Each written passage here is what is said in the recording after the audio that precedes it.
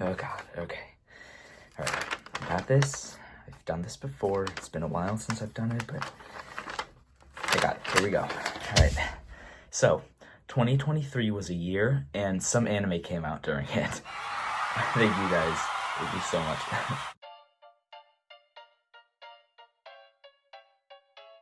Hello everyone, my name is Bizaster, and welcome to a brand new Anime in Years video. For those of you who aren't longtime viewers, basically this is a series that I did at the end of every year in which I take a look at every anime that aired during said year that I had watched. I ended up canceling it after the second video in the series for a variety of reasons, but one of the reasons I canceled it was because I was getting burnt out on watching seasonal anime. But I've sort of started doing that again, and I want to make a video about the ones that I've seen. Here's how this video will work. I'll talk about each anime that aired this year, no spoilers, that I watched, and at the end, I'll pick out what I think is the best anime of the year. I think what I really needed was just a small break from the series, and 2 years was enough for that, and now I am excited to make this video. So without further ado, this was anime in 2023. First up, we are once again starting off with a bang with Attack on Titan, the final season, part 156. But this time around, things are different because the series actually ended. I actually made a whole video about this series, including this season, last month, so check that out with the link above if you want to see my thoughts on it. I am one of the people who hated the ending. However, regardless of what you thought about it, come on, you have to admit that seeing the series conclude with 2 huge cinematic episodes with incredible animation by We Won't Let Our Workers Take a Nappa was sick.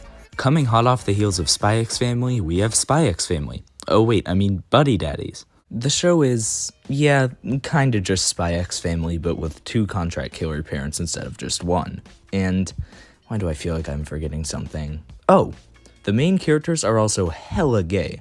They're so gay, in fact, that every once in a while, the show has to beat you over the head with interactions between Kazuki and female characters to try and convince you that it's not gay.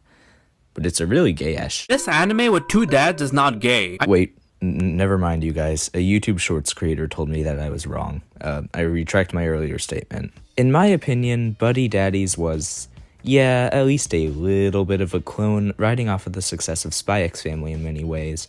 But it also did a fantastic job of separating itself from the show. It had more dark and dramatic moments showcasing the grittier aspects of the crime life, which I don't feel you see much in the more comedy-focused Spy X Family. The show also had a really sweet art style, a cool soundtrack, a nice cast of characters, and an interesting story. It's also one of the best PA Works anime yet, so if you were a fan of Opera Ranman, then check this one out. Speaking of gay shows, we also had the magical revolution of the reincarnated princess and the genius young lady. Oh my fucking god, it would have been genius if they gave the show a shorter fucking title. Like Attack on Titan, I actually already made a full video about this one. Again, you can check it out with the link above. In my opinion, this show started out very strong and promising in the first 3 episodes, but then slowly but surely began to decrease in quality. The worst part of the series was the final arc, in which it became a political drama and they did a total 180 with the main character. The ending was great and made up for a lot of it, but it was pretty hard to sit through most of the last arc. A lot of the elements in the show also felt pretty shoehorned in. My main problem with a lot of the BL and GL shows that mix the primary aspect of their series, gay romance, with fantasy and action shit is that they often forget about why the audience is watching the show. And this is a perfect example of that. The audience isn't watching the magical revolution to learn about the kingdom's dark secrets or whatever the fuck they had going on the later arcs. They're watching to see 2 characters be gay fucking disasters and then kiss at the end. It's that simple. I'm getting too harsh though. This show was still good, it just could have been better. And if you want to see more of my points on it, check out the full video. Yeah. A show that wasn't good, however, was Tomo-chan as a girl. Yeah, I really did not like this show. I really wanted to though. The art was great, the character designs were unique and cute, especially Tomo's, and I really love Tomo and Misusu and their dynamic, and I'm a sucker for tomboy love interests. But the tropiness of the series and its characters, the focus on dumb gag jokes and episodic progression instead of the actual romance, the fan service, and Carol being infantilized ruined it for me. I really did try to like this show, but I couldn't. Moving on, Hell's Paradise was a solid action show with great artsy animation courtesy of We Pay Our Workers Crappa. interesting characters with cool designs, sick-ass symbolism, and more. But I won't lie, it was kinda boring sometimes. Like, don't get me wrong, it was still a good show and I'm insanely excited to see more of it in season 2, but every once in a while the characters would go, it seems like the Fit Fart Doo-Doo conflict is taking over the island. And then proceed to talk about it for like 10 minutes. Come on, at least put some Subway Surfers gameplay under that shit. For example, before Isaac Newton discovered gravity, he applied Kepler's laws to his own work with geometry, resulting in the discovery of calculus. Then there's the relationship between energy and mass, which Einstein... After a 3-year gap that followed the first season, not counting the 2 OVAs we finally got TONIKAWA Season 2, and it was good. As someone who enjoys watching the same 12-episode generic cute episodic romance anime whenever they come out because I apparently have a crippling addiction to watching people do things I'll never be able to do in real life over and over again, I enjoyed the first season of TONIKAWA, which I talked about in the first Anime in Years video. My problem with the second season, though, was that it didn't really do anything new or interesting aside from introducing a few new characters and a cute new side couple. Look, as much as I love mindless and cute romance anime, I gotta say, there is a point where the cuteness starts to wear off a little and it gets a little stale. I still enjoyed this season, but I hope they do some new stuff in the next one. I wonder, should I look for a wife? And I think they just gave themselves an incredible opportunity. After this, we had yet another romance show, sort of, My Clueless First Friend, which was... oh god, what the fuck? My Clueless First Friend was animated by Studio Signpost, which makes sense because the animation was almost as stiff as one. Okay, I'm done roasting. My Clueless First Friend, yeah, doesn't exactly have the greatest animation, but it did have some adorable childhood romance and cute, yet somewhat tropey and one-sided characters. I enjoyed it. However, recommending it is debatable in my opinion. See, this show was made for a very specific audience, that audience being people that don't give it too much of a shit about what the show looks like as long as they get to see the same exact shy girl and oblivious guy do the same generic shit again. And I am a part of that very specific audience. But if you're not, first of all, I get it, and second of all, yeah, don't watch it. Don't go into this anime expecting something completely life-changing.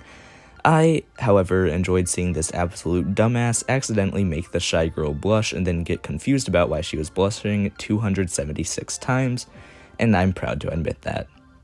No, I'm fucking not. What the fuck am I talking about? Woo, I feel so fucking manly. I'm gonna go lift up a truck. Yeah, I'm gonna repress my emotions and be toxic. I'm gonna spend my mom's life savings on a misogynistic bald man's pyramid scheme. Wow. So, MASHLE is this year's new power fantasy anime.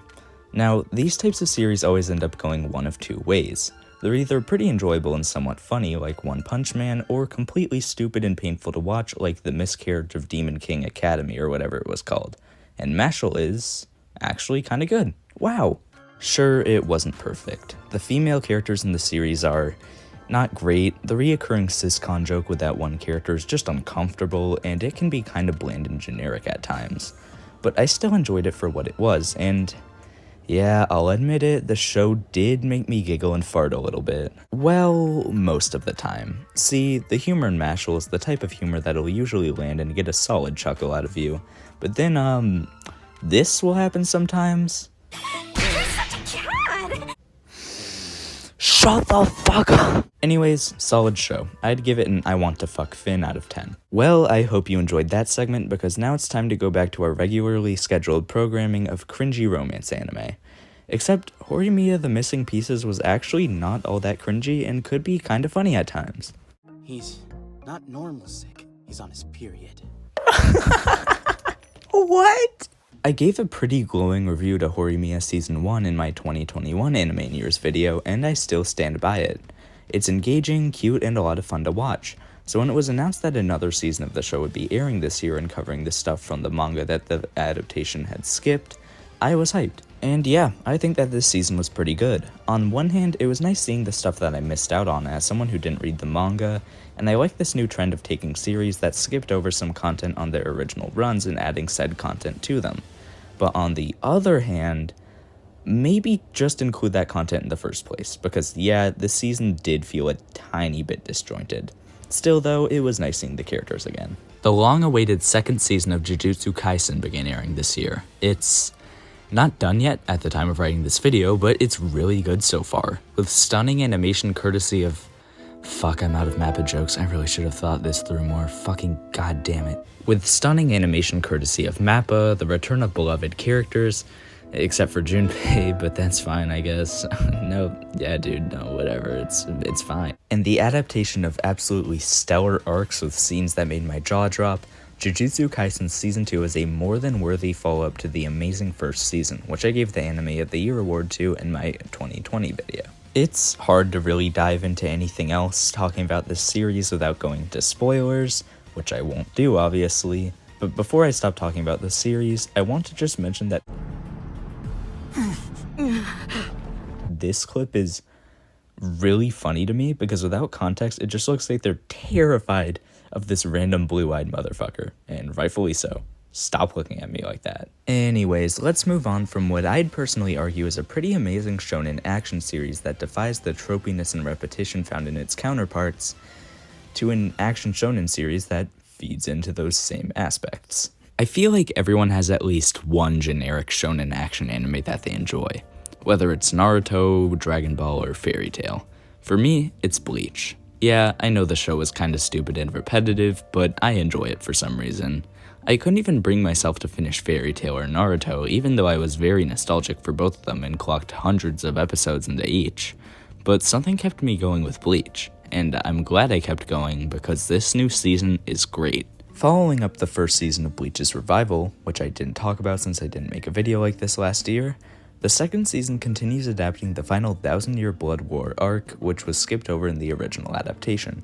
One of the main problems with OG Bleach was the lackluster writing common in many shows of its caliber, because, yeah, no, I'm not going to pretend like Bleach is too high a step above its competitors. The writing in this season, however, is pretty good. It's definitely an improvement over the earlier arcs in the series, and it's clear to see that Taikubo's gotten better over the years. Tenjiro's hot spring drains out bad blood and spiritual pressure. Well, to be more accurate, that's what the white water does. So what does the red water do, you ask? It replaces lost blood with completely new blood. Oh, phew. Well, I'm glad we have a super convenient way out of this problem. That's great writing, guys. There's still some dumb bullshit, though. You know that one I Think You Should Leave sketch where the guy thinks a monster got into his house through his doggy door and that it was going to eat him, but instead of being scared, he was relieved that he wouldn't have to go to work the next day? Take that concept and multiply it by Zom 100 and it'll give you Zom 100 Bucket List of the Dead. I love this show. It perfectly mixes hilarious comedy with witty and satirical writing, brilliant commentary on capitalism, Japanese workplace environments, and abuse of power, and invigorating action and zombie apocalypse elements. The first episode alone is already a perfect start to an extremely promising series that gets you excited for more. It's not just the story though, the characters are also great. Akira is such a breath of fresh air as a protagonist. Instead of being some random dude or a complete edgelord, he's absolutely hilarious, unique, and uplifting, seeing the literal end of civilization as a chance to live out his dreams. And his personality still works in the more dramatic and emotional moments such as episode 4, as he provides characters with glimmers of hope even in their darkest moments. Tendo was great too, so was Shizuka. There's Beatrix, a German character who... that was an interesting design choice. And like I said, Akira was also great, so were all of the side characters. And why is that? It's because these characters feel like, oh yeah, real human people, instead of being completely perfect in every way or moving so far away from relatability to the point where they're completely unrecognizable, these characters feel completely genuine. They laugh, they cry, they drink, they try, they fail. They try to find love and deal with the world in their own unique ways. Shizuka, for example, was raised to be a complete perfectionist, constantly strategizing and not allowed to have fun, and that's seen in her interactions with other characters. Because the character dynamics are also great. Akira and Tendo's friendship feels like a genuine friendship instead of a tropey, anime stereotype-filled mutual hationship, and Akira's relationship with Shizuka is funny, adorable, and keeps the show engaging alongside the cool action. Even when episode 8 happened and the fanservice was kinda irritating, the moment between Akira and Shizuka at the end was really cute and made it not horrible. In addition to this, the music and animation are both incredible. The opening and ending themes are catchy and fantastic, and the animation is profoundly colorful and over the top, but not too over the top. For example, you can tell the animation team had fun drawing Kensho butt-ass naked. It sort of reminds me of Kill la Kill in a way. Each episode gives you something completely and entirely new to look forward to. One day they're dining with flight attendants, the next they're trying to be superheroes. To be a working professional. I'm so sorry. I'm sorry. We even got a Canada focus episode. There's something so fun about each episode that brings a smile to my face each time. All in all, I really love this show. It isn't finished yet, and oh, right, it won't even be done by the time I make this video, but I'm really loving it so far. The one problem I have, though, is the fan service. There isn't too much, and a lot of it is just part of the show's somewhat crude and shocking sense of humor, but a lot of it was just, Anyways, holy fuck, that was a long-ass section. Let's move on to TONIKAWA again? Wait, what? That's right, baby, we got 2 TONIKAWA seasons in 1 year. Well, sort of. This is TONIKAWA High School Days, a 4-episode sequel OVA to Season 2. It follows Nasa volunteering as a substitute teacher at his old high school, and like Season 2 before it, it's simple and enjoyable. Except for when it made uncomfortable jokes revolving around high school girls. Hey, remember the show about lesbian princesses with reincarnation and fantasy elements and a long-ass title that I mentioned earlier? Guess what? We have another one. I'm in love with the Villainess was, in my opinion, better than the show that I talked about earlier. And no, not just because it had a shorter title. While I enjoyed the magical revolution despite its flaws, I think that overall, Villainess was the better title out of these 2 GLs. First of all, while this series is also very gay and awesome, its non-romance elements are, actually kinda interesting. Some of the subplots are pretty cool and the action is engaging. It's fun seeing Rei use her knowledge of video games to be effortlessly goated at literally everything. I expected to hate the princes, but I actually don't really mind them. Prince Thane is kinda boring because he's way too serious and his interactions with Claire were kinda cringy, but he isn't all that bad. He's kinda like a less interesting version of Felix from Fire Emblem, but he has his good and funny moments. Prince Rod is kind of an annoying fuckboy, but in a lovable way, kinda like Sylvain from Fire Emblem. And Prince Yu is a pretty boy twink that I want to fuck, just like Ash from Fire Emblem. Wait, is this just Fire Emblem 3 Houses but more gay and an anime? All jokes aside though, this show's pretty good. It's not finished yet, but I'm enjoying Rei and Claire's relationship so far, and I'm excited to see more, especially since Rei kinda reminds me of Honest with how unabashedly open about her sexuality she is. I should also mention that there's a really well implemented scene where the characters discuss homophobia in the various forms it can take, which caught me pleasantly off guard for this otherwise comedic series. The one big problem I have, though, is that the series also seems to have a weird obsession with incest at times, which I can't dive into without spoiling it. I'll talk about it in a full review at some point when I make one in the future. Coming hot off the heels of Buddy Daddies, we had Spy X Family Season 2. See what I did there? Spy X Family, like Thousand Year Blood War, was a show that started last year that I didn't talk about since I, didn't make a 2022 video. So I'll say now that I really liked Season 1.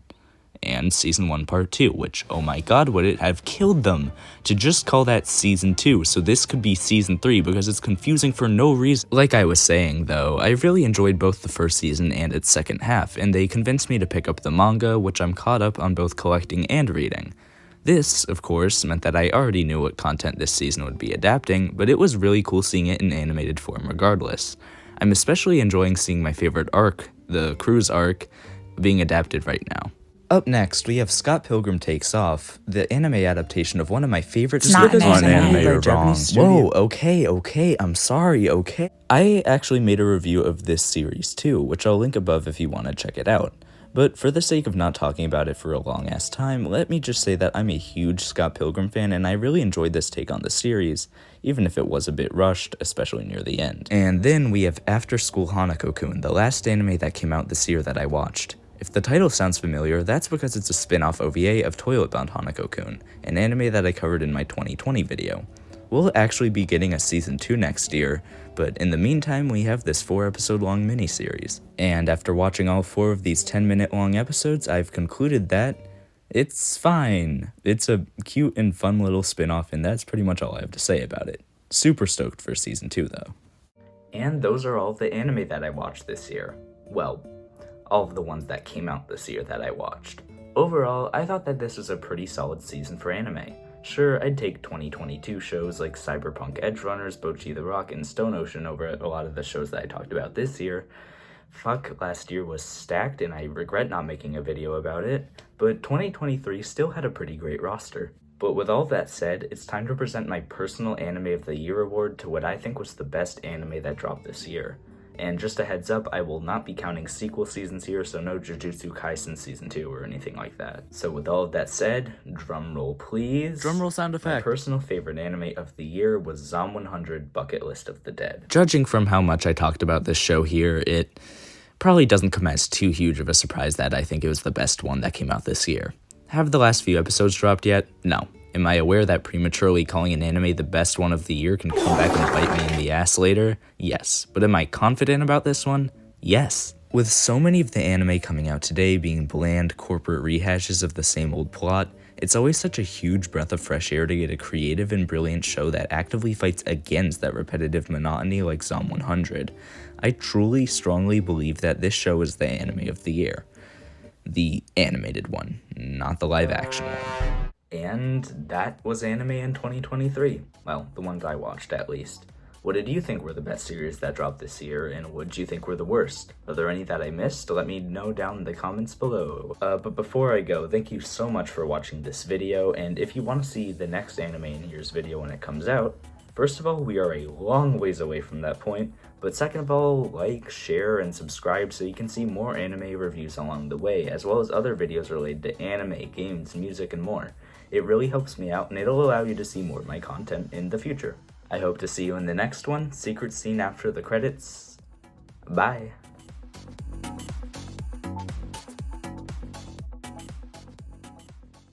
Bathing in a river just makes us all smell so swampy. Ugh, I'd give anything for clean hot water now. Ma'am, I don't want to come off as creepy, but can I please just have one sniff?